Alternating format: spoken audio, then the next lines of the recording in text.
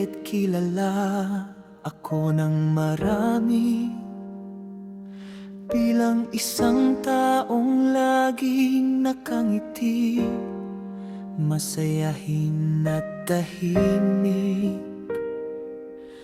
Ano man ang pagsubok na dumating sa buhay, kinakaya ko para sa mga mahal ko.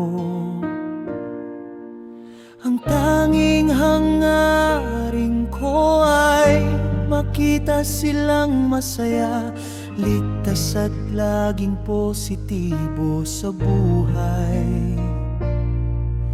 Hindi madali ang bawat araw, may mga pagkakataong mabigat ang dinadala ko.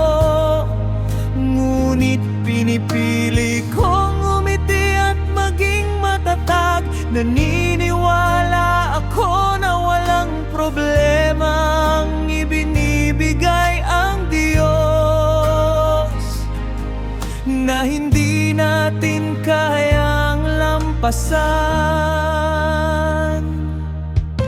Kapag ang Diyos ang sentro ng ating buhay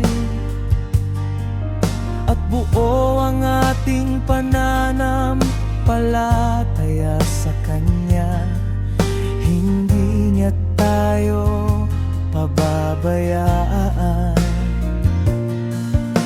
Kaya piliin nating mabuhay ng may pag-asa, alisin ang puot sa ating puso at palitan ito ng pagmamahal, pagpapatawad at kabutihan.